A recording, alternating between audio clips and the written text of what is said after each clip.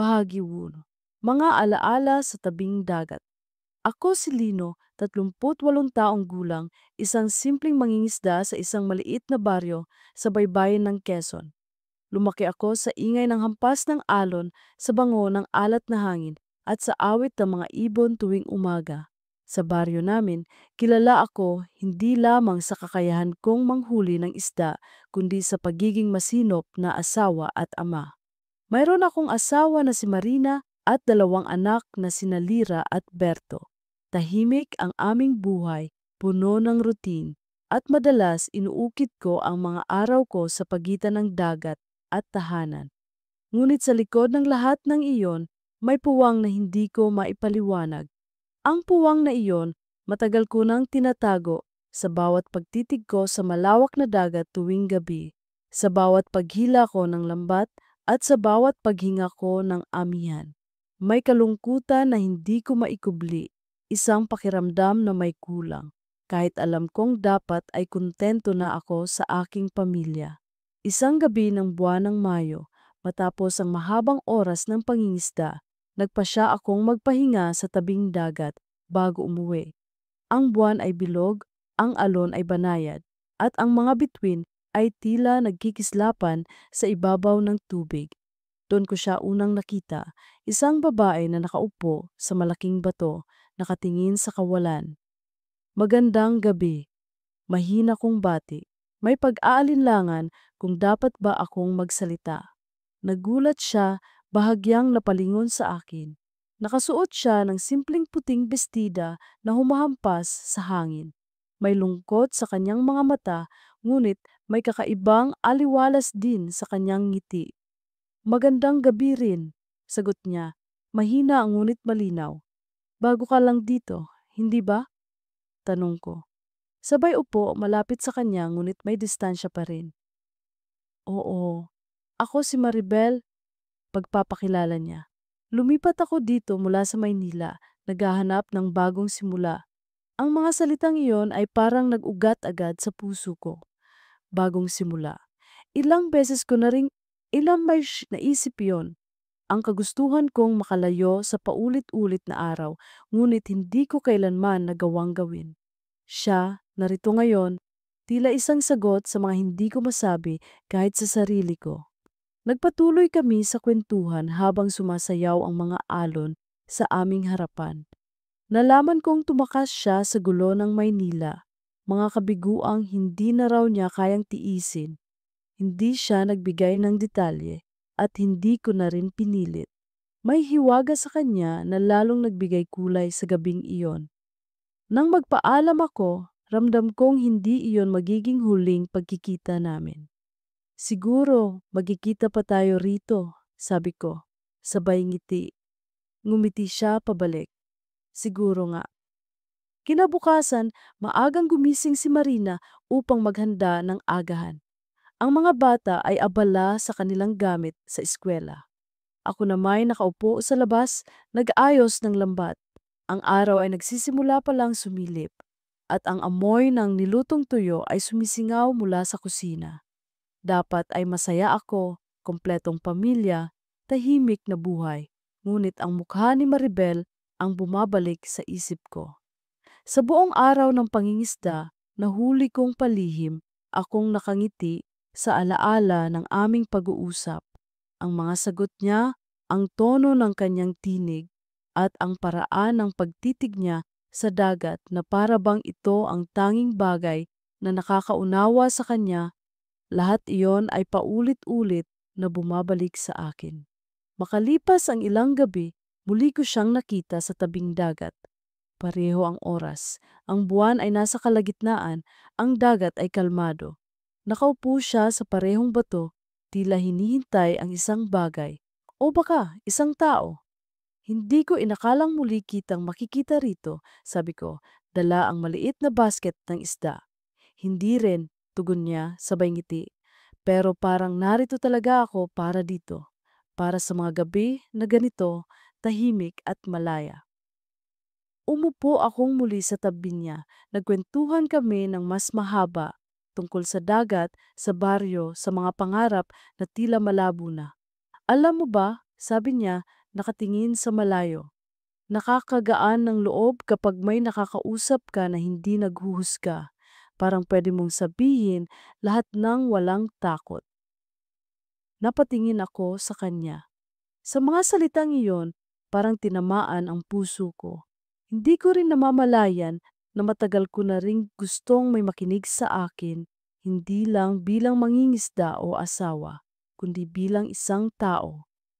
Sa mga sumunod na linggo, naging madalas na ang aming pagkikita. Minsan, naglalakad kami sa baybayin habang nakababad ang aming mga paa sa malamig na buhangin. Minsan na may tahimik lang naming pinapakinggan ang hampas ng alon. Walang salita, ngunit sapat na ang presensya ng isa't isa. Ngunit isang gabi, nag-iba ang lahat.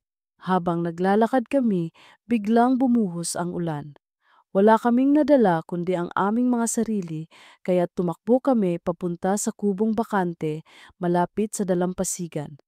Basang-basa kami at habang humahagikik kami sa kalokohang iyon, napatingin ako sa kanya.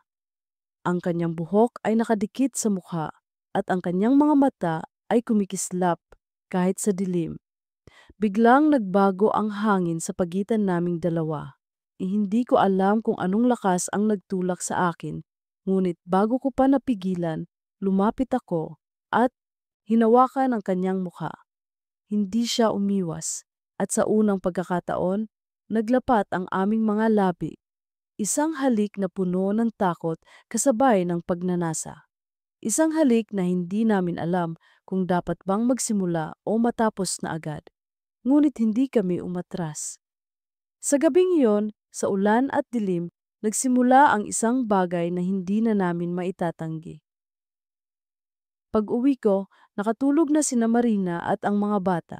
Tahimik akong pumasok at sa bawat hakbang, ramdam ko ang bigat ng ginawa ko. Ang mga ngiti ni Marina, ang halakhak ng mga bata, lahat iyon ay sumilay sa isip ko. Ngunit ganoon din ang init ng halik ni Maribel. Sa unang pagkakataon, natakot ako sa sarili kong puso. Kinabukasan, tila walang nagbago. Normal ang lahat sa bahay. Si Marina ay abala, ang mga bata ay nasa eskwela, at ako'y bumalik muli sa dagat. Ngunit sa ilalim ng lahat ng iyon, may lihim akong bitbit. Isang lihim na nagsimula sa tabing dagat, sa ilalim ng buwan at sa ulan ng isang gabi. At alam kong mula sa araw na iyon, hindi na magiging pareho ang lahat. Bahagi 2, ang alon sa araw at ang lihim sa gabi. Kinabukasan, parang mas mabigat ang hampas ng mga alon kaysa karaniwan. Maaga akong naglayag bago pa pumutok ang unang sinag. Ang dagat ay kulay tingga at ang hangin may dalang amoy ng parating na ulan. Tahimik si Toki, ang lumang makinang nakakabit sa bangka, habang hinila ko ang lambat na iniiwan ko tuwing hating gabi. Sa bawat hatak, bumabalik ang init ng halik namin ni Maribel sa loob ng kubo. Para akong nagkasala sa dagat mismo dahil sa bawat putok ng buhangin sa gilid ng bangka. Para bang may tinig na nagsasabing, "Mag-ingat, Lino. Mag-ingat." Pagbalik ko sa Pampang, nagsisimula ng gumising ang baryo. May mga batang nakapaa, may dalang timba, may mga ale na nag-aayos ng dahon ng saging para sa bibingka, at may mga lalaking kakabalik lang din mula sa laot. Nandoon si Cardo, ang kababata kong laging may baong biro at tuba. Sumalubong siya na may tusong ngiti, hawak ang pulang batya ng galunggong. "Uy, Lino," sabi niya. Bahagyang tumango. "Parang mabigat ang mata mo ah. Di ka ba nakatulog kagabi?" Maaga lang ako naglayag, sagot ko, sabay buhos ng huli kong isda sa palanggana. Tsaka malalim siguro ang iniisip. Alam ko na yan, biro niya. Kapag ganyang malalim ang iniisip, alinman sa utang o babae ang dahilan. Tapos tumawa siya ng mahina, parang ayaw marinig ng hangin. Tinawanan ko rin, pilit. "Kung babae, si Marina lang yon. Ewan ko sa'yo, basta mamayang hapon dalhan mo ako ng tulingan. Magpapaimbaw ako ng tuba, Baka sakaling gumaan ang loob mo. Tumango ako pero sa loob-loob ko, lalo lang bumigat. Sapagkat hindi tuba ang makapagpapagaan sa akin, kailangan ko ng lakas ng loob para harapin ang araw na ito at ang mga susunod na gabi. Pagkatapos kong maghugas ng lambat, naglakad ako sa palengke upang ibenta ang kaunting tilapiyang napasama sa huli. Sa gilid ng mga bilao at kahon, sumasabay ang ingay ng tawaran sa huni ng ibon. At sa gitna ng lahat, tulad ng inilalaro sa isip ko, doon ko siya muling nakita. Si Maribel, nakasuot ng maluwag na kamiseta at pantalon, nakasombrero at bitbit ang maliit na bayong. Itinaas niya ang tingin at sa mismong sandaling iyon parang lumabo ang paligid. May kislap sa mga mata niya na hindi ko mailarawan, hindi tuwa lamang kundi parang pakapagkilala. Magandang umaga, bungad niya bahagyang kinakabahan. May sariwa ka bang dilis? Ay, sagot ko, napakamot sa batok. Nasa pampang na yung dilis. Pero itong tilapia, sariwa pa. Ngumiti siya, kumuha ng dalawa, sa kamahinang nagsalita, salamat sa gabing yon. Magaan halos pabulong, napakurap ako, pigil ang hininga, sapagkat kahit sa pagitan ng patak ng pawis at amoy ng isda, malinaw ang tinig niyang iyon. Paglingon ko sa paligid, may dalawang ale sa kanto na tila nakamasid. Ang mga matay parang alon na may tanong. Sige, sabi ko ipinasok ang tilapia sa dyaryo. Ingat ka pa uwi. Tumango siya at mabilis na lumayo. Ngunit bago siya tuluyang nawala sa siksik ng mga tao, napatingin siyang muli at bahagyang kumuway. Saglit lang, ngunit sapat na para pabilis ang tibok ng puso ko. Bandang tanghali, mainit na ang araw at kumikintab ang dagat na parang pilak. Umuwi ako upang kumain, may sinaing natulingan si Marina at ginisang ampalaya. Si Lira at si Berto ay nagsasalitan sa pagkwento ng nangyari sa eskwela at ako'y nakikinig, tumatango, ngumingiti. Ngunit sa likod ng lahat ng iyon, may tahimik na pagkabahala dahil nalunod sa hangin ng palengke ang bulungan kanina. May bagong salta raw na babae, kausap ka raw niya Lino. Sa baryo, mabilis kumalat ang tinig ng dagat. Tay, sabi ni Lira, mamayang hapon po, magsasanay kami ng awit para sa buwan ng wika. Punta po kayo? Ha? Oo, sagot ko, natauhan. Pupunta ako, anak. Si Marina ay tahimik lang, nakatingin sa akin na parang may gustong sabihin, pero piniling itago. Sa pagitan ng unang subo at huling lagok ng sabaw, pinakiramdaman ko ang bahagyang pagbabago sa loob ng bahay. Parang mas magaang ang hakbang ni Marina pero mas mabigat ang tingin niya. Alam kong marunong ang asawa kong magbasa ng alon kahit hindi siya nangingisda. Hapon, lumamlam ang init at nagkulay kape ang anino ng mga puno. Dinala ko ang tulingang pangako kay Cardo. Doon sa kubo nila nagkita, tabi ng punong sampalok. Uminom kami ng kaunti, nagpalitan ng biro, ngunit nang sumeryoso siya, narinig ko ang bigat sa boses. Lino, kung anuman yang gumugulo sa'yo, tandaan mong ang dagat marunong maningil. Minsan ikinukubli niya ang alon, pero pag binuhos, buhos talaga. Bakit mo nasabi? Tanong ko, pilit na normal ang tono. Wala naman, sagot niya, pero hindi ako naniwala. Kilala kita eh, matagal. Pag may kinikimkim ka, hindi mo napapansin, humahaba ang hila mo sa lambat kahit wala namang huli. Napangisi ako. Sige na nga, salamat sa paalala. Ngunit pagkatalikod ko, ramdam kong may matang sumusunod at may kulaning pilit sumisingit sa balat ng hapon. Gabi. Ang tabing dagat ay parang higaan ng sinag ng buwan. Manipis ang ulap, banayad ang alon. Naglakad ako patungo sa kubo kung saan unang umulan ng damdamin. Nandoon si Maribel, hawak ang isang maliit na lampara, nakatalikod tila nag-iisip. Nang marinig ang yabag ko, lumingon siya, may ngiti, may kaba. Akala ko hindi ka darating, sabi niya. Hindi na sana, tugon ko. Pero naisip kong, kailangan natin ng linaw. Linaw? Umusad siyang kaunti, inilapag ang lampara sa mesa. May linaw ba sa dagat tuwing gabi? O baka mas totoo siya kapag madilim? Lino? Napatawa ako ng mahina. Ewan ko, alam ko lang, mas malinaw ang takot ko kaysa sa pagnanais. Takot saan? Takot sa bukas. At sa mga mata ng tao. Tumahimik siya. Mula sa supot na papel, inilabas niya ang isang kwaderno. May bagay akong gustong ipakita. Binuksan niya ito, mga guhit ng pampang, mga linya ng alon, isang bangkang nakapirmi sa liwayway. Sa huling pahina, ako, nakatalikod, hinihila ang lambat. Hindi perpekto ang proporsyon, pero perpekto ang pakiramdam. Para akong nahuli ng sarili kong lambat. Pasensya na, sabi niya, nahihiya. Hindi ko balak. Kailan mo to iginuhit? Singit ko. Noong unang gabi, bago tayo nagkakilala, may umaligid na kwento, pero hindi ko alam kung kanino.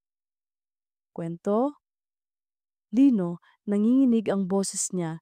Hindi ako tumakas lang sa Maynila para sa kapayapaan.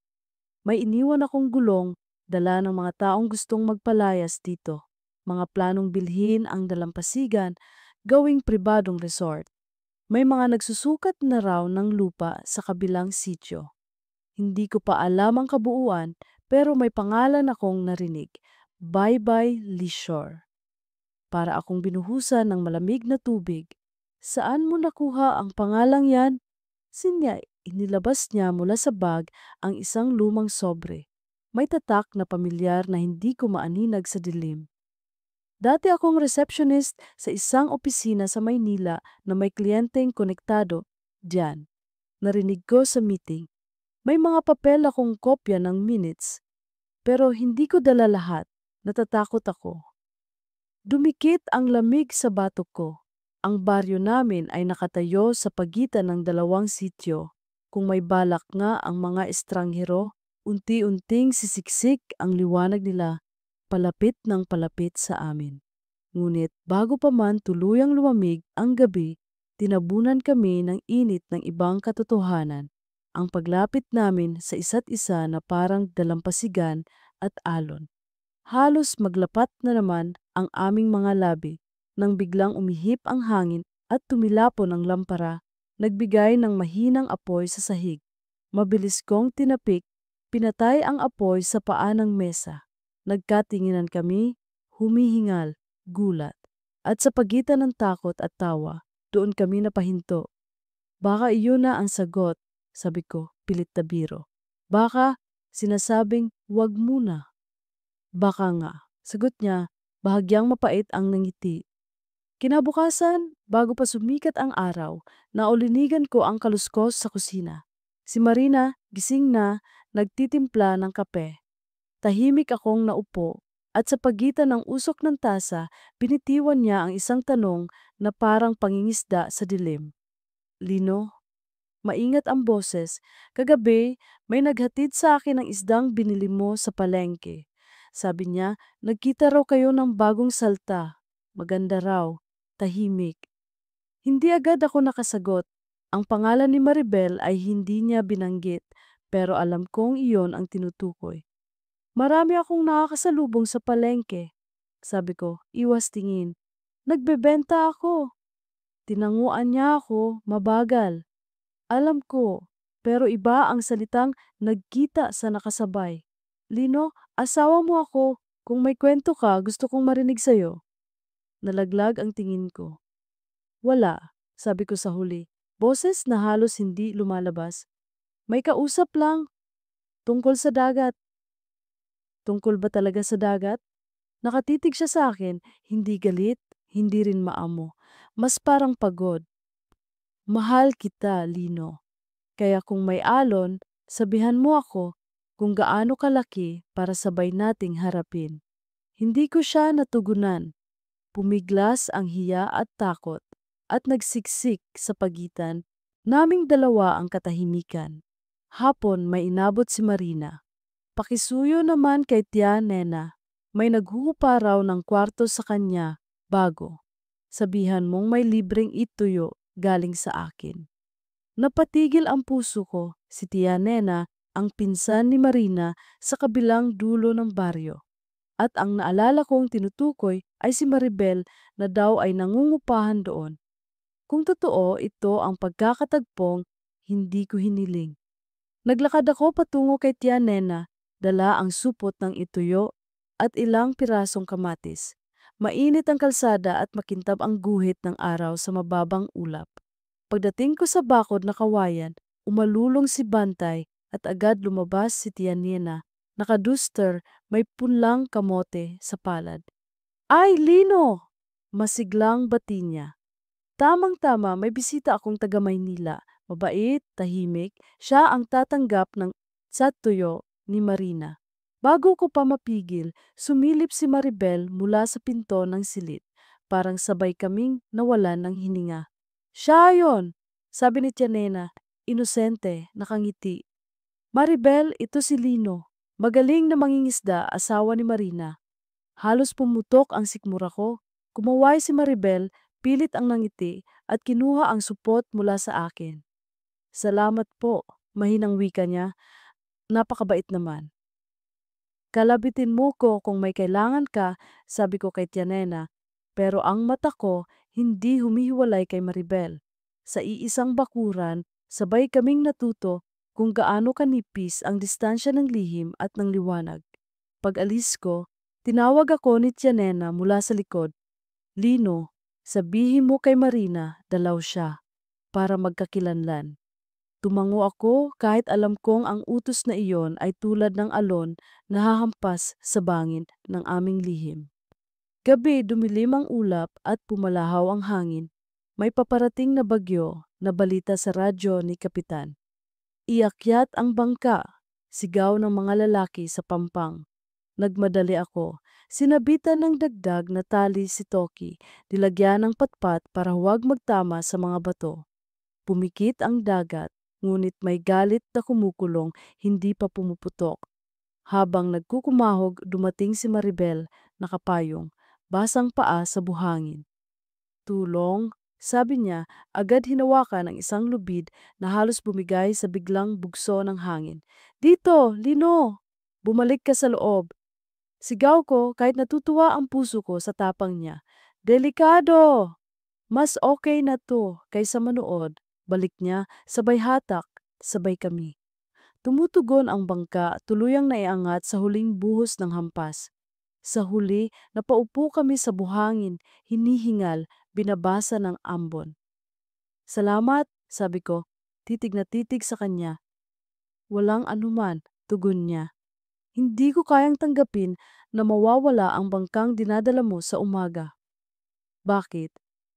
Dahil kung mawala yon, ngumiti siya, may bahagyang lungkot, baka pati ikaw maligaw. Sa isang iglap, halos bumigay na naman ang sarili ko. Pero naalala ko ang tinig ni Marina sa kusina, ang pagod sa mata niya. Tumayo ako, inalog ang sarili. Kailangan ko nang umuwi. Tumango siya. Mag-iingat ka. Bumungad sa akin sa bahay ang amoy ng luya at niyog. May ginataang isda si Marina, paborito ko. Nasa hapag ang 2 pinggan lang. Mukhang pinatulog na niya ang mga bata. Umupo ako, nag-aatubili. Tahimik lang siya sa paghahain, pagkatapos ay umupo sa tapat ko. Kumain ka, mahina niyang sabi. Baka malamig na. Salamat, tugon ko, sinubukan ang unang subo. Malinamnam, masarap, parang dati. Pero ibang-iba ang katahimikan ngayon, mas makapal, mas may sinasabi. Lino, bungad ni Marina. Iniyaya tayo ni Tianena bukas ng hapon. May bago raw siyang border. Gusto niya raw makakilala. Nalaglag ang kutsara sa palad ko. Bukas? Oo, ayaw ko man pero okay din siguro. Para kilala natin ang mga bagong mukha. Tumanaw siya sa bintana. At para wala ng mga tanong na hindi ko nasasagot. Napakurap ako. Ano ang ibig mong sabihin? May nagpaparinig sa palengke, sagot niya, hindi tumitingin. Na mabait daw ako, na masarap daw akong magluto, na malinis ang bakuran ko. No, mapalad ka raw. Paglingon niya, may pait sa ngiti. Kapag sumusobra ang papuri, may kasunod yang paninira. Hindi ko makuhang lumunok. Sa loob ko, may mga bato ng hiya at takot na naglalaro sa siksik na alon ng dibdib. Marina, kung anuman ang naririnig mo, hindi ako naniniwala sa kwento ng iba, putol niya mahinahon. Pero naniniwala ako sa mata ko, sa hakbang mo, sa hininga mo, pag uwi mo sa gabi. Panisil niya ang kamay ko sa ibabaw ng mesa. Banayad, hindi marahas. Hindi ko hinihingi ang hindi mo kayang ibigay. Ang hinihingi ko lang, huwag mo akong iiwan sa dilim. Napalunok ako, tumango, at walang nasabi kundi, pasensya na. Kinabukasan humupa ang hangin, ngunit mabigat pa rin ang ulap. Dinala ko si Lira at si Berto sa ensayo nila. Pagkatapos, naglakad kami ni Marina papunta kay Tia Nina. Sa bakod, may nakasabit na Dos Banderitas. Mula sa nakaraang piyesta, kumakampay sa mahinang ihip. Sumalubong si Tia, masigla, daldal. Ay, andito na kayo! Halika, kilalanin niyo si Maribel! Parang huminto ang oras. Lumabas si Maribel. Nakapulupot ang buhok, may maamong na ngiti. At sa gilid ng ngiting iyon, ang kilig at takot na ako lang ang nakabasa. Itinaas niya ang tingin at eksaktong sumalubong sa mga mata ni Marina. Magandang hapon po. "Mm, Magandang hapon," tugon ni Marina, magalang. Ako si Marina, asawa ni Lino. Ako ang sumalo ng bigat ng salitang asawa. Para akong tinuhog ng kahoy sa gitna ng dibdib. Si Maribel naman, marahang tumango. Marangya ang luto ninyo. Sabi niya, tinuro ang dalang gigkop kalamay ni Marina. Naamoy ko pa lang, alam kong masarap. Napangiti si Marina bahagya. Salamat, tikman mo. At nagsimula ang maliit na kwentuhan. Saan galing si Maribel? Anong hanap buhay? Bakit dito napadpad? Maingat ang sagot ni Maribel. Naghahanap po ako ng simula. Gusto ko ng lugar na tahimik. Habang nakaupo kami sa lamesa, ramdam ko ang pilit na normal, tulad ng dagat na mukhang payapa, pero may undercurrent na humihila pa ibaba pa. Bago kami umalis, inabot ni Marina ang isang tali ng tinapa. Para sa umaga mo, anya. Masarap yan sa kalamansi. Saglit na nagtama ang kamay ni na Marina at Maribel. May kuryenteng dumaan sa hangin o baka guni-guni ko lang. Pag-uwi, tahimik kaming naglakad ni Marina. Sa kalagitnaan ng daan huminto siya. Maganda siya, mahinang sabi, at malungkot. Hindi ako nakasagot. Tumingala siya, pinanood ang mababang ulap. Kapag may malungkot sa baryo, madalas dinadala ng dagat. Pero minsan, dinadala ng tao. Kinabig niya ang kamay ko, hinawakan ng mahigpit. Lino, hawakan mo wit ko. Hinawakan ko siya. At sa unang hakbang na muli, durog ang lalamunan ko sa mga salitang hindi ko kayang aminin. Gabi, siya ang unang nagbukas ng usapan sa higaan. Alam kong may bagyo pa sa loob mo. Wika ni Marina, nakatalikod sa akin, pinapakinggan ang katok ng mga butiki sa kisame. Sasabayan kita hanggang humupa, pero kung may pader, huwag mo akong papasukin pa sa pader. Mas masakit yon. Gusto kong sumigaw ng patawad. Gusto kong ilabas ang lahat. Ang unang halik sa ulan, ang mga guhit sa kwaderno, ang pangalang Baybay Leisure. Ngunit bumulong lang ako, mahina. Hihintayin ko ang umaga. Kahit alam kong sa umagang darating, may hatid na bagong bigat.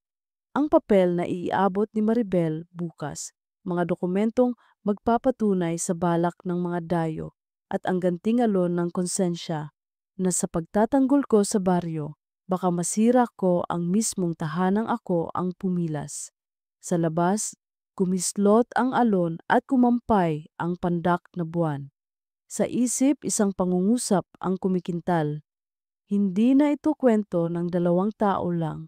Kwento na ito ng dagat at ng baybayin at ng mga lihim na inililibing natin sa buhangin na siguradong huhukayin ng unang hampas ng hangin.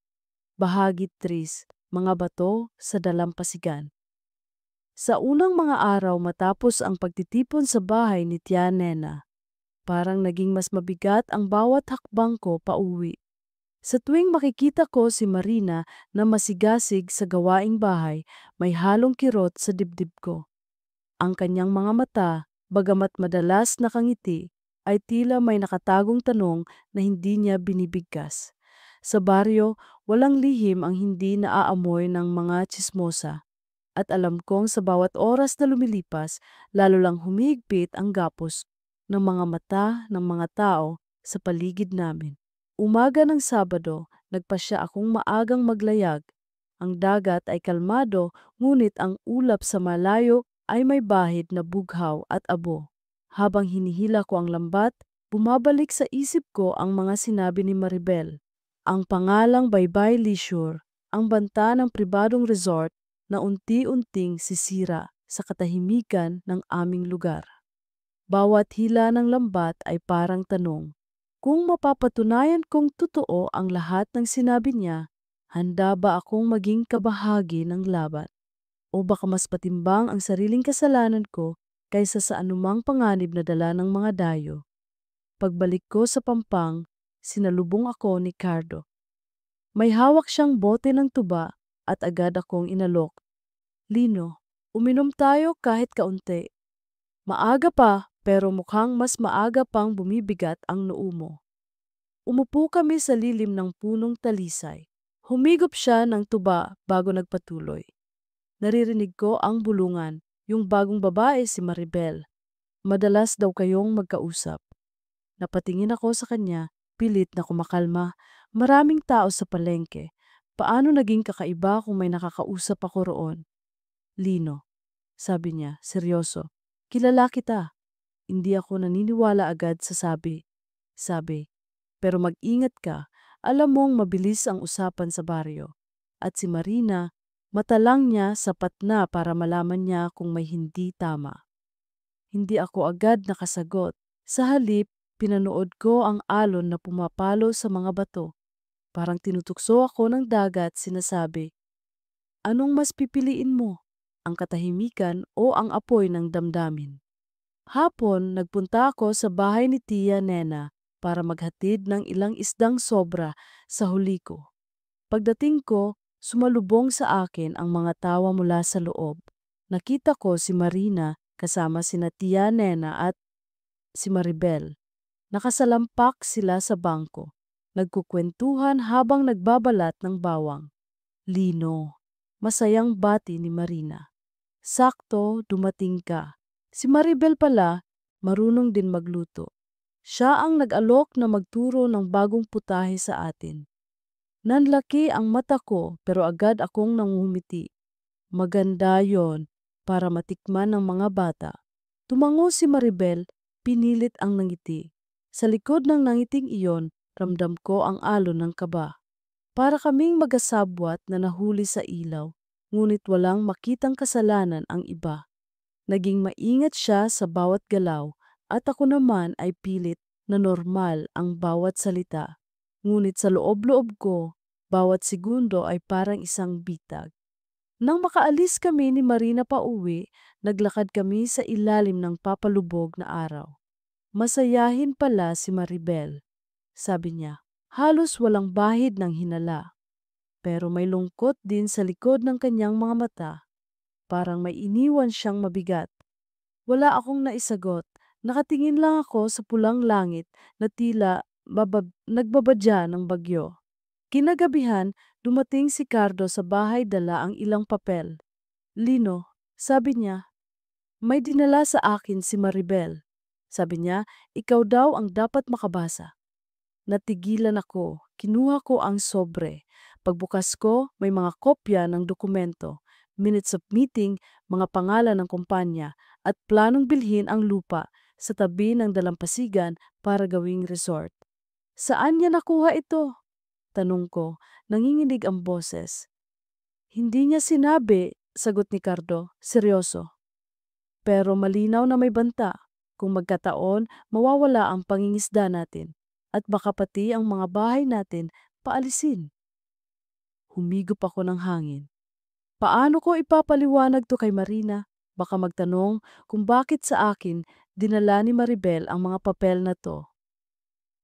Bahala ka, sagot ni Cardo. Pero tandaan mo, hindi lang ito tungkol sa inyong dalawa. Tungkol ito sa buong baryo. Ilang araw ang lumipas. Sa bawat gabi, hindi ako mapalagay. Si Marina ay tahimik, ngunit ramdam ko ang pagbabago sa kilos niya. Mas maingat siyang magtanong, mas malumanay siyang ngumiti, pero sa bawat sulyap niya, para bang hinuhuli niya ang sagot na hindi ko kayang ibigay.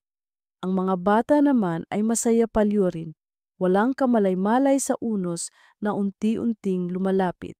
Isang gabi, nagpunta ako muli sa kubo sa tabing dagat. Nandoon si Maribel, nakaupo sa buhangin, hawak ang kwaderno niya. Lino, bulong niya, hindi ko alam kung tama bang ibigay ko sa iyo ang mga papel. Baka lalo ka lang mapahamak. Umupo ako sa tabi niya. Maribel, tama ang ginawa mo. Pero mas mahirap na ngayon dahil kahit ang intensyon natin ay mabuti, ang mga mata ng tao ay iba ang basa. Tumulo ang luha niya. Hindi ko alam kung dapat pa akong manatili dito. Hinawakan ko ang kanyang kamay. Kung aalis ka, mas lalo kang pagtutuunan ng tsismis. Kung mananatili ka, mahirap para sa ating dalawa.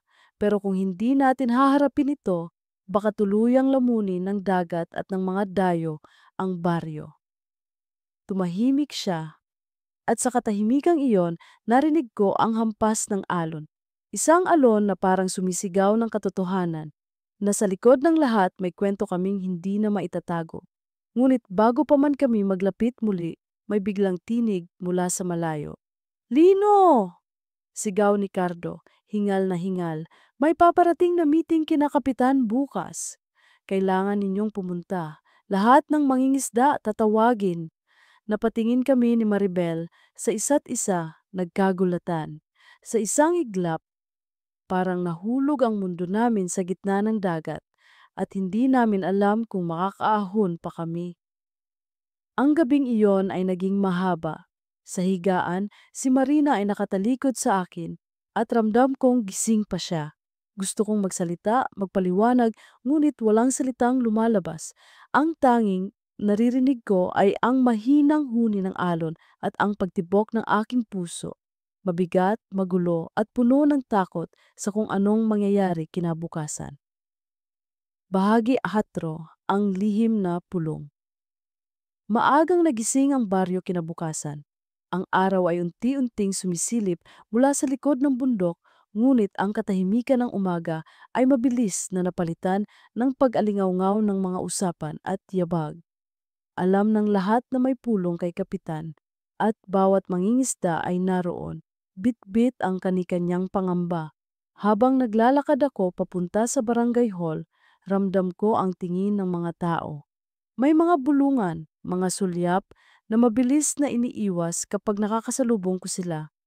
Hindi ko alam kung ito ba'y dahil sa balitang may mga dayo na bibili ng lupa o dahil na rin sa chismis na unti-unti nang lumalaganap ang tungkol sa akin at kay Maribel. Pagdating ko, sinalubong ako ni Cardo. Lino, handa ka na ba? Kailangan nating magsalita. Hindi pwedeng puro bulong lang ang naririnig ng mga tao. Tumango ako bagaman mabigat ang dibdib ko. Sa loob ng barangay hall, nandoon na sina kapitan, ilang kagawad at halos lahat ng mangingisda. Nakita ko rin si Marina nakaupo sa gilid kasama ang ibang kababaihan. Nakayuko siya, ngunit ramdam ko ang bigat ng kanyang presensya. Mga kabarangay, panimula ni Kapitan. Tama ang narinig ninyo. May kumpanyang nais bilhin ang bahagi ng ating tabing dagat upang gawing resort. Malaking pera ang iniaalok nila at marami sa atin ang natutuksong pumayag. Ngunit bago tayo magdesisyon, nais kong marinig ang bawat panig. Nag-ingay ang mga tao. May ilan na agad nagsabing malaking tulong ang perang ibibigay. May iba namang mariing tumutol. Sinasabing mawawala ang kanilang kabuhayan at tirahan. Tumayo si Cardo at itinuro ako. Si Lino, may nakita ng dokumento tungkol dito. Dapat siyang magsalita. Napatigil ang lahat. Ramdam ko ang mabilis na pagtibok ng puso ko. Dahan-dahan akong tumayo, hawak ang mga papel na ibinigay ni Maribel. Mga kasama, panimula ko. Totoo ang sinabi ni Kapitan at may ebidensya akong hawak. Ang kumpanyang ito ay may plano na hindi lang resort ang itatayo. Kasama sa plano ang pagbakod ng bahagi ng dalampasigan. Ibig sabihin, mawawala sa atin ang malayang pangingisda at pati ang karapatan natin sa lupa. Nagbulungan ang lahat. May ilan na tumayo para makita ang mga papel. Si Marina mula sa kinauupuan niya ay napatingin sa akin ng diretsyo. Hindi ko mabasa ang kanyang tingin. Galit ba, pagtataka o pagkilala na may mas malalim pa akong itinatago? Isang matandang mangingisda ang nagsalita. Kung totoo yan, dapat ipaglaban natin ang lupa natin. Hindi tayo pwedeng umalis basta-basta. Ngunit paano kung wala tayong laban? Sagot ng isa, kung pumayag tayo, magkakapera tayo agad. Kung lalaban tayo, baka mapaalis lang tayo nang wala man lang kapalit. Lalong uminit ang talakayan. Nasa gitna ako ng apoy. Alam kong tama na ipaglaban ang dagat, ngunit alam ko ring bawat salitang sinasabi ko ay magdudulot ng tanong, bakit sa akin napunta ang dokumento? Sino ang nagbigay? At doon nagsimula ang hindi inaasahan. Tumayo si Maribel mula sa likod. Mahina ngunit malinaw ang kanyang boses. Ako ang nagbigay ng mga dokumento kay Lino. Aumaan biglang natahimik ang lahat. Para bang nahulog ang buong barangay hall sa katahimikan ng dagat bago sumabog ang alon. Nagpatuloy siya. May kaibigan akong nagtatrabaho sa opisina ng kumpanya. Nakita ko ang plano at alam kong kailangang malaman ng baryo. Wala akong ibang nilapitan kundi si Lino dahil nakita ko sa kanya ang tapang na magsalita. Ramdam ko ang mga matang nakatingin sa akin. Ang bigat ng titig ni Marina ay parang batong nakapatong sa dibdib ko. Pagkatapos ng pulong, nag-uwian ang mga tao, hati-hati ang opinyon. Ang iba ay determinado ng lumaban, ang iba na may natatakot sa maaaring mangyari. Sa bahay, tahimik si Marina habang naghahanda ng hapunan. Nakaupo ako sa bangkito, pilit na naghahanap ng tamang salita. Bakit ikaw? Bigla niyang tanong, hindi tumitingin sa akin. Bakit sa'yo siya nagbigay ng mga dokumento? Hindi ba siya halos kakikilala mo lang? Nanlamig ang buong katawan ko. Marina, mahina akong tugon. Siguro'y nagtiwala lang siya sa akin. Dahan-dahan siyang tumingin at sa kanyang mga mata nakita ko ang sakit na pilit niyang tinatago. Oh, baka may mas malalim pa, sabi niya bago siya tuluyang tumalikod. Kinagabihan, nagpunta ako sa tabing dagat. Ang buwan ay bilog at ang liwanag nito ay naglalakbay sa ibabaw ng alon. Doon ko naabutan si Maribel. Nakaupo sa buhangin, yakap ang kanyang tuhod. Hindi ko dapat sinabi na ako ang nagbigay. Aniya umiling. Ngayon, tiyak na mas lalakas ang tsismis. Umupo ako sa tabi niya. Wala na tayong magagawa. Ang mahalaga, alam na ng lahat ang totoo. At hindi na nila pwedeng sabihin, gawa-gawa lang natin ito. Pero Lino, dagdag niya, paano kung masira ang pamilya mo dahil dito? Hindi ako nakasagot. Ang dagat sa harap namin ay tila nagiging salamin ng aking kalituhan. Malawak, malalim at puno ng lihim. Makalipas ang ilang araw, nagsimulang lumaganap ang tsismis. Sa palengke, ramdam ko ang malamig na pag-iwas ng mga tao. May mga bulungan na tumitigil kapag dumaraan ako. Si Marina naman ay lalong naging tahimik, mas abala sa mga bata at sa bahay. Ngunit ramdam kong may pader na siyang itinayo sa pagitan namin. Isang gabi, habang nag-aayos ako ng lambat, lumapit si Cardo. Lino, kailangan nating maging handa. Narinig ko, darating ang mga tao ng kumpanya para makipag-usap kay kapitan. At sigurado ako, gagamit sila ng pera para hatiin ang baryo. Tumango ako. Kung ganon, mas kailangan nating magkaisa. Pero sa isip ko, ibang unos ang kinakaharap ko. Hindi lang laban para sa lupa, kundi laban din sa sarili kong puso at sa mga sugat na unti-unting bumubukas sa aking pamilya. Kinagabihan, nagising ako sa kaluskos. Bumangon ako at nakita kong wala si Marina sa higaan. Lumabas ako ng bahay at doon ko siya nakita sa tabing dagat, nakaupo, nakatingin sa buwan. Marina, tawag ko. Lumingon siya, malamig ang kanyang mata. Lino. Mahina niyang sagot. Sabihin mo sa akin, may dapat ba akong malaman? At natigilan ako. Ang tanong na matagal ko nang kinatatakutan, narito na sa harap ko.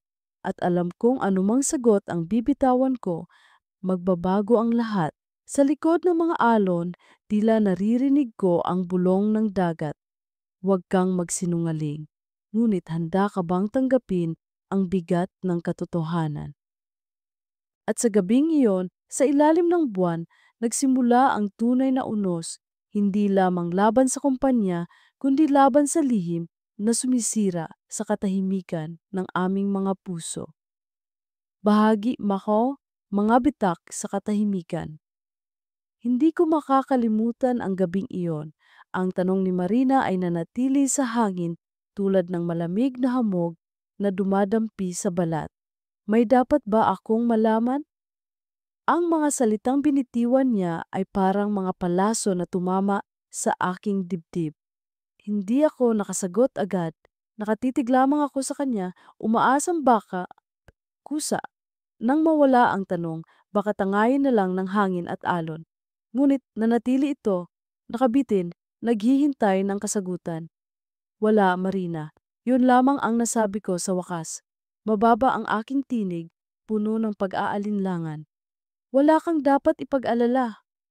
Tumingin siya sa akin ng matagal, tila binabasa ang lahat ng lihim na itinatago ko. Sa huli, tumalikod siya at bumalik sa bahay. Naiwan ako sa tabing dagat, nakatingin sa malayo habang dinadala ng alon ang bawat kasinungalingan na binitiwan ko. Kinabukasan, dumating ang mga kinatawan ng kumpanya sa baryo. 3 sasakyan ang huminto sa tapat ng barangay hall. Bumaba ang mga taong naka-Amerikana, bit-bit ang makakapal na folder at mga ngiting puno ng pangako. Magandang araw po, bati ng isa si Ginoong Salazar.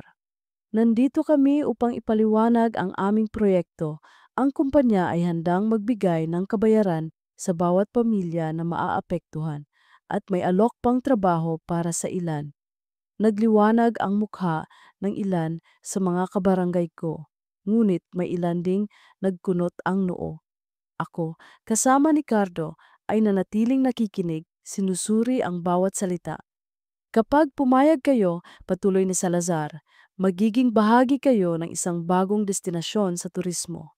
Tataas ang halaga ng inyong lupa, mas uunlad ang baryo ninyo.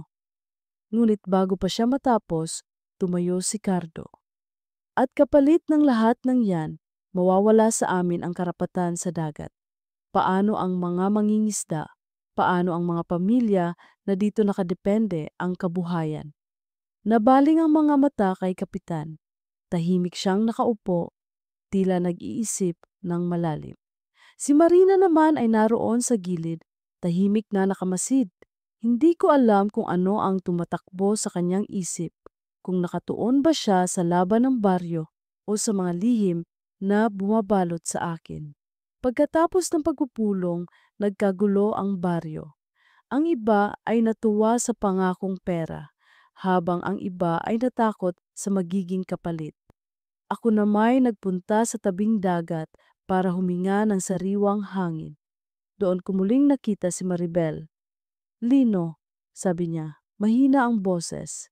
Nakita ko ang mga tao ng kumpanya kanina. Sigurado akong hindi sila titigil hanggat hindi nila nakukuha ang gusto nila. Tumango ako. Alam ko, At mas lalo silang tatapang kapag nakita nilang hati-hati ang baryo. Tumingin siya sa akin, diretso sa mata ko. At paano naman tayo? Hanggang kailan natin itatago ang lahat? Napalunok ako. Maribel, hindi ko natapos ang sasabihin. Hindi ko alam kung anong mas mabigat, ang laban kontra sa kumpanya o ang laban kontra sa aming damdamin. Lumipas ang mga araw at lalo pang kumalat ang mga tsismis. Sa palengke, naririnig ko ang bulungan. Si Lino at ang bagong babae. Baka kaya siya ang may hawak ng mga papel. Ang mga mata ng mga tao ay tila laging nakasunod. Si Marina, bagaman hindi na nagtatanong, ay lalong lumalayo. Sa hapagkainan, halos wala kaming usapan maliban sa tungkol sa mga bata. Kapag gabi, madalas kong maramdaman ang malamig na espasyong namamagitan sa amin sa higaan. Isang gabi, habang nag-aayos ako ng lambat, nilapitan ako ni Kapitan. Lino, sabi niya, alam kong malapit ka sa bagong babae na si Maribel. Sabihin mo sa akin, pwede ba siyang pagkatiwalaan? Baka ginagamit ka lang niya. Natigilan ako. Bakit mo nasabi? May bulungan akong narinig, sagot niya. May nagsasabing baka konektado siya sa kumpanya at ginagamit ka lang bilang paraan para maghasik ng gulo. Parang sumabog ang dibdib ko sa sinabi niya. Alam kong hindi totoo iyon, ngunit paano ko ipagtatanggol si Maribel nang hindi lalong nagdududa ang mga tao sa akin. Kinabukasan maagang umalis si Marina papuntang bayan para bumili ng gamit. Naiwan ako sa bahay kasama ang mga bata, ngunit bago siya umalis, lumapit siya sa akin at nagsalita sa mababang tinig. Laino, sana kahit anong mangyari, piliin mo pa rin ang pamilya mo. Walang galit sa kanyang boses, ngunit may bigat ng pagsusumamo. Tumangulang ako, hindi makatingin ng diretsyo. Nang gabing iyon, nagpunta ako sa kubo ni Cardo. Cardo? Sabi ko, tulungan mo akong mag-imbestiga. Gusto kong malaman kung may koneksyon ba talaga si Maribel sa kumpanya. Nagulat siya. Hindi ba't ikaw ang laging nagtatanggol sa kanya? Hindi ko alam, Cardo. Sagot ko. Nalilito na ako. Kailangan kong makasiguro. Makaraan ang 2 gabi, bumalik si Cardo, dala ang ilang impormasyon. Lino, bulong niya. May nagsabi sa akin na may nakita raw silang lalaking taga-kumpanya na lumapit kay Maribel noong 1 linggo. Parang tinusok ng karayom ang puso ko. Sigurado ka ba? Hindi ko pa mapapatunayan, tugon niya. Pero kung totoo, baka delikado tayo. Nabuo ang mga alinlangan sa isip ko. Maribel, nagsisinungaling ka ba sa akin? Kinagabihan, pumunta ako sa tabing dagat at nadatnan siyang muli. Nakasuot siya ng puting bestida, nakatayo sa ilalim ng buwan at parang isang aninong hindi kayang abutin. Maribel, sabi ko, nanginginig ang boses ko. Sabihin mo sa akin ang totoo. May koneksyon ka ba sa kumpanya? Nagulat siya. Ano? Lino, paano mo nasabi yan? May nakakita raw sa'yo na may kausap na tao mula sa kanila. Nanlaki ang mata niya, halatang nasaktan. Hindi totoo yan. Oo, may lumapit sa akin pero ako mismo ang tumanggi. Dahil alam kong hindi tama ang gusto nila. At ikaw pa talaga ang magdududa sa akin. Natahimik ako. Hindi ko alam kung maniniwala ba ako o hindi. Ngunit nakita ko ang luha sa kanyang mga mata at doon ako lalong nalito. Pag-uwi ko, nadatnan ko si Marina sa sala. Hindi pa siya natutulog. Nakaupo siya sa bangko, hawak ang kanyang rosaryo. Galing ka na naman sa tabing dagat? Tanong niya. Malamig ang tinig. Hindi ako nakasagot. Lino, dagdag niya. Kung sakaling may katotohanan man ang mga tsismis, mas mabuting umamin ka na ngayon. Masakit man, mas tatanggapin ko ang totoo kaysa puro kasinungalingan. Tumulo ang pawis sa noo ko kahit malamig ang hangin ng gabi. Hindi ko kayang sumagot. At sa gabing iyon, habang nakahiga ako ngunit gising, naramdaman ko ang bigat ng lahat, ang pamilya ko na unti-unting nadudurog, ang baryo na naghihintay ng aking tapang, at si Maribel na hindi ko alam kung dapat kong paniwalaan o talikuran. Ang mga alon sa tabing dagat ay tila may sariling awit, awit ng pagmamahal, ng pagkakasala, at ng mga lihim na unti-unti nang lumalabas sa dilim. At doon ko napagtanto ang katahimikan na matagal kong pinanghawakan ay nagsisimula ng mabiyak, at ang bawat bitak ay maaaring magbunga ng unos na hindi ko na kayang pigilan. Bahagi second, ang alon ng pag-aalinlangan. Nagsimula ang umaga sa katahimikan, ngunit hindi ito ang uri ng katahimikan na nagbibigay ginhawa. Sa halip, ito ay mabigat, puno ng mga tanong at agam-agam. Nakaupo ako sa bangka, inaayos ang mga lambat, habang ang araw ay unti-unting sumisilip mula sa silangan. Ang dagat, na dati tila kaalyado ko, ngayon ay nagbistulang saksi sa mga lihim na bumabalot sa akin. Habang binabagtas ko ang mga alon, hindi mawala sa isip ko ang mga huling sinabi ni Marina. Ang kanyang tinig ay malamig ngunit puno ng katapatan. Mas tatanggapin ko ang totoo kaysa puro kasinungalingan. Ang mga salitang iyon ay paulit-ulit na nag-echo sa aking isip, at sa bawat ulit parang lalong bumibigat ang dibdib ko. Pagsapit ng tanghali, nagpunta ako sa palengke upang ibenta ang mga huli naming isda. Karaniwan, puno ng ingay at halakhakan ang palengke. Ngunit ngayon, pakiramdam ko ay bawat mata ay nakatuon sa akin. Ang mga bulungan sa likod ay mas malakas kaysa tawaran ng presyo. Siya yun, di ba? Bulong ng isa. Kasama raw ng bagong babae sa tabing dagat, sagot ng isa pa. Pinilit kong hindi magpahalata. Ibinaba ko ang mga isda sa mesa, nagbenta na parang walang naririnig. Ngunit sa bawat salita na dumarating sa aking pandinig, lalo kong nararamdaman ang pagguho ng tiwala ng mga tao sa akin. Kinagabihan, pumunta si Cardo sa bahay. Dumating siya habang nagluluto si Marina sa kusina at abala ang mga bata sa kanilang mga takdang aralin. Lumabas ako upang siya'y salubungin. Lino, mahinang sabi niya, may kailangan kang malaman. May isa na namang nakakita kay Maribel na may kausap na lalaki kagabi, hindi taga-baryo. Napalunok ako, ang kabay agad kumalat sa aking buong katawan. Sigurado ka ba, Cardo? Tumango siya. Oo, at nagsasabi ang ilan na baka siya talaga ang tulay ng kumpanya papunta rito. Ingat ka, kaibigan. Baka ginagamit ka lang. Napaluhod ako sa bangko sa gilid ng bahay, hawak ang ulo na parang sasabog. Alam kong mahal ko si Maribel, ngunit ang mga bulong-bulungan ay parang bagyong unti-unting lumalakas. Sa kabila ng lahat, hindi ko mapigilang puntahan siya kinagabihan. Ang buwan ay maliwanag, ang dagat ay kalmado, ngunit ang puso ko ay nag-aalab sa kaba at galit. Pagdating ko sa paborito naming lugar, nakita ko siyang nakaupo sa buhangin, nakatitig sa dagat. Hindi siya agad tumingin sa akin, tila ba alam na niya ang bigat na dala ko. Maribel, simula ko, nanginginig ang boses.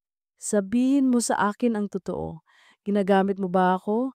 May kinalaman ka ba sa kumpanya? Bigla siyang lumingon at ang mga mata niya ay puno ng luha. Lino, hindi. Bakit ba paulit-ulit mong itinatanong yan? Oo, lumapit sila sa akin, pero tinanggihan ko. Gusto lang nilang makuha ang loob ng baryo sa pamamagitan ko.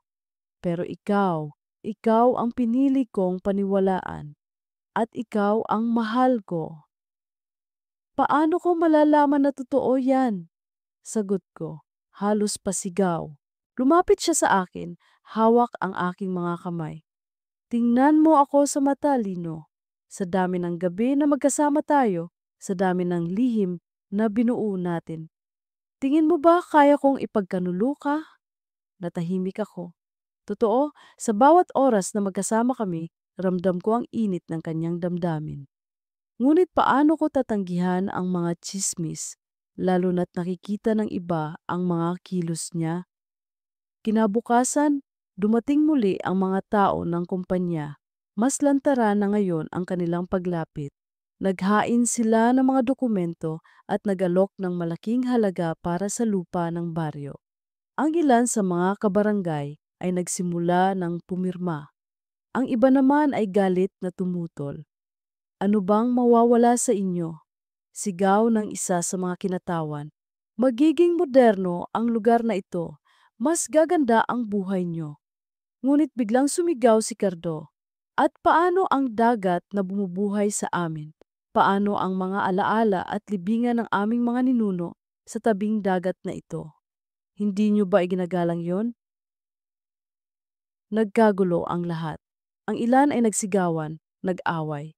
Ako na may nanatiling tahimik sa gilid, ngunit naramdaman ko ang mga matang nakatuon sa akin, naghihintay kung kaninong panig ako papanig. Pag-uwi ko, nadatnan ko si Marina na nakaupo sa silong ng bahay, hawak ang isang kahon. Nang makita niya ako, tahimik niyang inilapag ang kahon sa harap ko.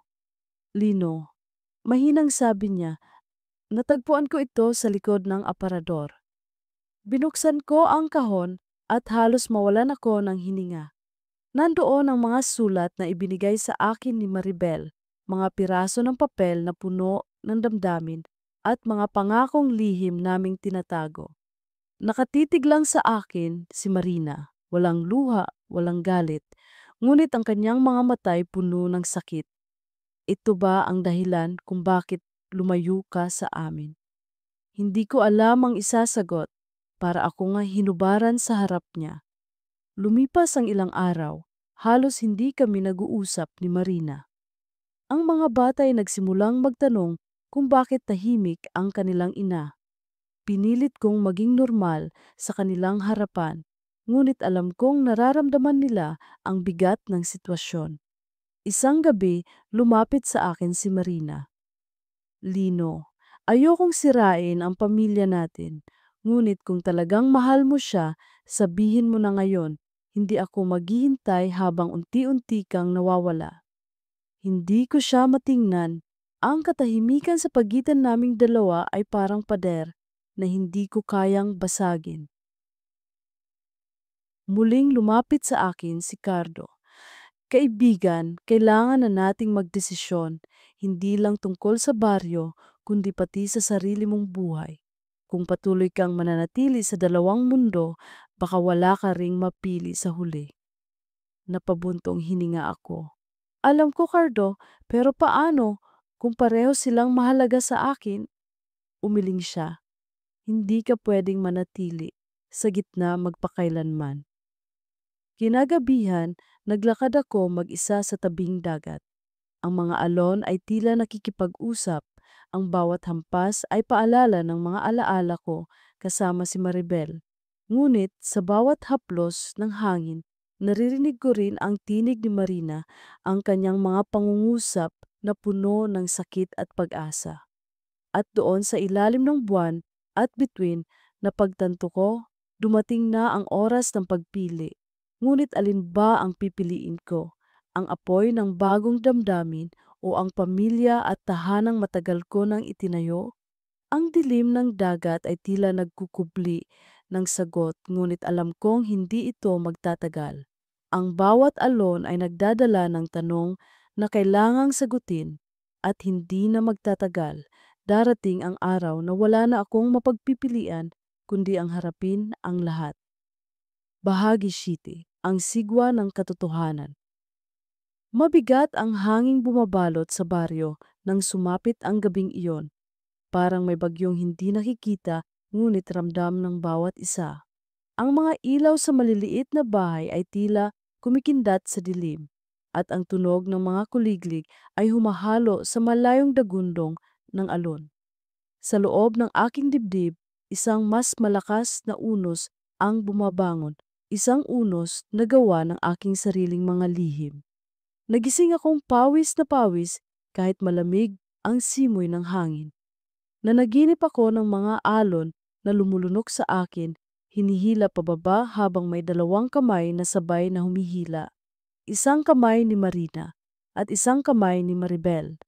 At ako, hindi makapili kung kaninong haplos ang aking hahawakan. Kinabukasan, dumating ang isang malaking pagtitipon sa baryo. Inanyayahan ang lahat ng pamilya upang makinig sa pahayag ng kumpanya. Nandoon ang mga kinatawan, nakasuot ng barong at mga mamahaling relo, dala ang mga kontratang parang banta. Mga kababayan, panimula ng isa, narito kami upang magdala ng pag-unlad. Ang baryo ninyo ay magiging sentro ng turismo at negosyo. Lahat kayo'y makikinabang. Ngunit bago pa siya makapagtuloy, biglang sumigaw si Cardo. Pag-unlad ba ang tawag ninyo diyan? O pagkawasak ng aming pamumuhay, hindi nyo kami maluloko? Nagkagulo ang paligid. May ilan na pumalakpak kay Cardo. Ngunit may iba ring sumang-ayon sa kumpanya. Inaasahan ang perang kapalit. Ako'y nakatayo sa gitna. Pakiramdam ko'y pinipilas ang aking kaluluwa. Dahil alam kong may lihim, akong nakatali dito ang relasyon ko kay Maribel na pinagbibintangang kasabwat ng kumpanya. At parang sinadya ng tadhana, dumating siya. Si Maribel, nakasuot ng simpleng bestida, nakatayo sa gilid ng karamihan. Agad na bumaling ang mga mata ng mga tao sa kanya. Bakit nandito ka? Sisigaw ng isang kapitbahay. Ikaw ba ang dahilan kung bakit sila nakapasok dito? Hindi, sagot ni Maribel, nanginginig ang tinig. Wala akong kinalaman sa kanila, ako'y nandito lamang upang magsimula ng panibago. Ngunit hindi na naniwala ang karamihan. Ang bulungan ay naging sigawan at ilang sandali lang halos itaboy na siya ng mga tao. Hindi ko nakayanan. Lumapit ako at tinulungan siyang makalabas ng gitna ng kaguluhan. Ramdam ko ang mga matang nakatutok sa amin, lalo na ang mga mata ni Marina na nakamasid mula sa likuran. Kinagabihan, hinarap ako ni Marina sa loob ng aming bahay. Tahimik ang mga bata, nasa kanilang mga higaan, ngunit alam kong naririnig nila ang bawat tunog ng aming boses. Lino, malamig niyang wika, wala na akong hinihingi kundi katotohanan. Ano ba talaga kayo ni Maribel? Hindi ko na kayang magsinungaling. Nakatingin ako sa kanya at kahit gusto kong itago pa, lumabas ang lahat. Oo, Marina, mahal ko siya. Napaluhod siya sa sahig, hawak ang dibdib, ngunit walang luhang lumabas. Sa dinami-dami ng pwedeng saktan, bakit ako pa? Hindi ako makasagot. Ang katahimikan sa pagitan naming dalawa ay parang patalim na nakatarak sa aming mga puso. Lumipas ang mga araw at lalo lamang lumala ang sitwasyon. Ang kumpanya ay mas naging agresibo. Ang ilang kapitbahay ay pumirma na, nakangiting hawak ang kanilang perang paunang bayad. Ngunit marami pa rin ang tumututol, kabilang na si Cardo. Isang gabi, pumunta siya sa akin, dala ang isang balita. Lino, kailangan mong malaman, may mga dokumento akong nakita. Ang pangalan ni Maribel ay nakalista bilang isa sa mga una nilang kinuhang ahente upang makipag-usap sa mga taga-baryo. Nanlamig ako. Hindi, hindi maaaring totoo iyan. Sinabi niya sa akin na tumanggi siya. Baka nga, sagot ni Cardo. Pero nakasulat pa rin ang pangalan niya. Baka hindi niya sinabi sa iyo ang lahat. Nagulo ang isip ko. Hindi ko alam kung saan ako kakapit. Ang puso ko'y nagsasabing paniwalaan si Maribel, ngunit ang mga ebidensya ay parang alon na walang tigil sa pagbagsak sa akin. Nang gabi ring iyon, nagpunta ako sa tabing dagat upang kausapin siya. Nakita ko siyang nakaupo, nakatingin sa buwan. Maribel, sigaw ko habang papalapit. Ano itong narinig ko? May pangalan ka sa listahan ng kumpanya. Nagulat siya, ngunit hindi tumakbo. Tumayo siya at hinarap ako, ang kanyang mukha'y puno ng luha. Oo, Lino, mahinang sabi niya. Noong una, kinausap nila ako. Sinubukan nila akong kumbinsihin na maging tulay. Ngunit nang makilala kita, tinanggihan ko sila. Hindi ko lang sinabi sa iyo dahil alam kong masisira ang tiwala mo. Pero bakit nandyan pa rin ang pangalan mo? Dahil ginamit nila ako kahit hindi ko na tinanggap. Pinilit nilang ilagay ang pangalan ko para palabasing kasabwat ako. Ginagamit nila ako para hatiin ang baryo. Nakatitig ako sa kanya, sinusubukan basahin ang kanyang mga mata. At sa kabila ng lahat, nakita ko ang katapatan doon. Ngunit paano ko ito maipagtatanggol sa harap ng lahat, kung pati ang asawa ko'y hindi na naniniwala?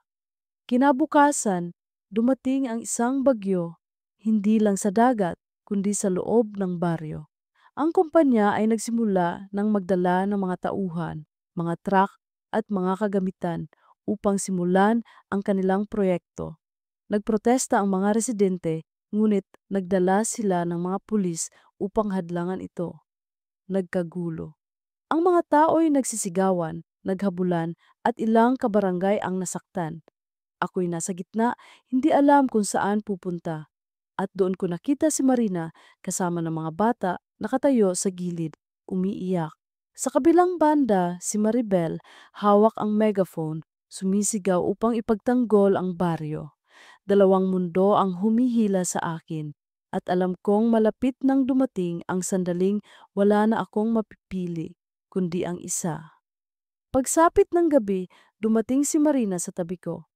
Lino, anya, kung pipiliin mo pa rin siya, aalis kami ng mga bata bukas. Hindi ako mananatili sa piling ng taong hindi ako kayang ipaglaban. At kinabukasan, pumunta rin si Maribel sa akin, hawak ang kanyang kamay na sugatan mula sa kaguluhan kagabi.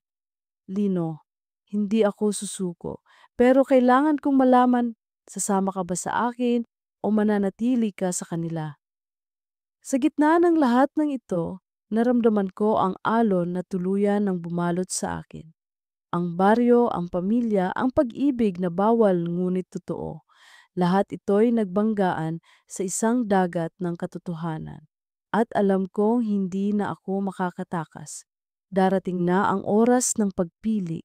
At sa ilalim ng dilim ng gabing iyon, ramdam kong papalapit na ang huling sigwa ng aking buhay. Ang sigwang magtatakda kung sino talaga ako at kung ano ang halaga ng bawat alaala sa tabing dagat. Bahagi at ang huling alon. Ang umaga ay nagsimula sa katahimikan na parang naghahanda sa isang malakas na pagsabog. Ang dagat ay tila kalmado, ngunit ang mga ulap sa malayo ay nagkukumpol, mabibigat at madidilim. Para bang alam ng kalikasan na isang malaking desisyon ang mabubuo sa araw na iyon. Ako si Lino at ito ang huling kabanata ng aking kwento. Isang kwento ng alaala, ng pag-ibig at ng kasalanang hindi ko na mababawi. Nagsimula ang lahat nang muling magtungo ang mga tao sa gitna ng baryo. Dumating ang mga truck ng kumpanya, dala ang mga kagamitan at bantay na armado. Ang mga kapitan at lider ng barangay ay pumuwesto. Dala ang kani-kanilang posisyon. Ang mga taong pumirma na ay nakatayo sa gilid, hawak-hawak ang mga sobre ng pera. Sa kabilang banda, ang mga lumalaban ay buo ang loob, nakatayo kasama si Cardo na pinuno ng sigaw. Ako'y nasa gitna. Katabi ko si Marina, hawak-hawak ang kamay ng aming bunso. Naroon din si Maribel. Nasa harapan ng grupo, hawak ang megaphone, nakatindig at handang ipaglaban ang pangalan niya. Hindi niyo kami maitataboy sa lupa naming minanapa sa aming mga ninuno. Sigaw ni Cardo, hindi kami magpapadala sa barya na iniaalok niyo. Ngunit mabilis ding tumugon ang kinatawan ng kumpanya. Kayo ay magiging hadlang lamang sa pag-unlad. Huwag kayong magbulag-bulagan. Ang mundo ay nagbabago at ang pagbabago'y hindi nyo mapipigilan. Nag-umpisa ang sigawan. May nagtulakan, may nagtapon ng bato at ilang saglit lang ay nagkagulo ang lahat. Ang mga pulis ay nagsimulang magpalipad ng transyon upang itaboy ang mga tao. Ang sigawan ng mga bata at kababaihan ay humalo sa hampas ng mga paa sa lupa. Sa gitna ng kaguluhan, nakasalubong ko ang tingin ni Marina. Ang mga mata niya ay puno ng luha, hindi dahil sa takot, kundi dahil sa galit. Lino, sigaw niya sa akin. Ito na ba talaga? Ito na ba ang pinili mo? Siya at hindi kami? Hindi ko agad nasagot. Sa kabilang panig, nakita ko si Maribel na pilit lumalapit sa akin. Hawak ang sugatang braso. Sumisigaw ng aking pangalan. At doon ko naramdaman ang bigat ng lahat. Dalawang mundo ang humihila sa akin at ako'y nasa bingit ng dagat. Kung pipiliin ko ang isa, tuluyang mawawala ang kabila. Marina, mahinahon kong wika. Patawarin mo ako, nagkamali ako. Tumulo ang kanyang luha, ngunit hindi siya sumagot. Hinila niya ang aming anak at tuluyang lumayo. Ang likod niyang papalayo ay parang isang sugat na hinding-hindi na maghihilom. Lumapit si Maribel, nanginginig. Lino, ibig sabihin ba nito, ako ang pipiliin mo? Ngunit bago ko pa siya masagot, dumating ang isang grupo ng mga tauhan ng kumpanya. Itinulak siya at halos mabuwal. Agad ko siyang sinalo at sa mga sandaling iyon, ramdam kong kailangan ko siyang ipagtanggol. Hindi ako lalaban para sa kanila, sabi ko. Tumuturo sa mga tauhan ng kumpanya. Pero lalaban ako para sa alaala natin dito, para sa tabing dagat na ito, para sa lahat ng oras na binigay ko at kinuha mo. Nagpatuloy ang gulo. Ang mga tao'y nagsisigawan at ilang bahay ay nasira sa kaguluhan. Ngunit isang malakas na ulan ang bumuhos, nagpakalat ng lamig at pumigil sa apoy ng galit. Ang lahat ay napilitang huminto, nagkubli at nagtakip mula sa buhos ng langit. Nang makalipas ang ilang oras, unti-unting kumalma ang lahat.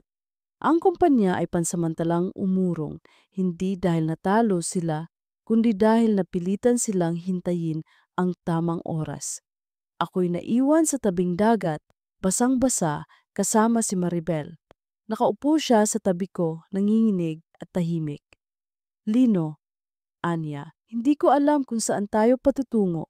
Hindi ko alam kung may kinabukasan pa tayo, pero ang alam ko, mahal kita.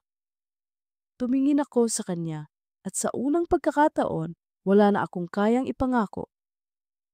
Maribel, hindi ko alam kung anong bukas ang darating. Ang alam ko lang, may mga sugat na hindi na maghihilom.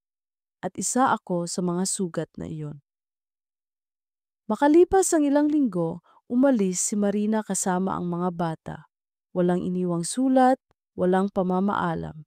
Basta na lamang nawala, parang usok na tinangay ng hangin. Ang bahay namin ay nanatiling buo, ngunit walang kaluluwa.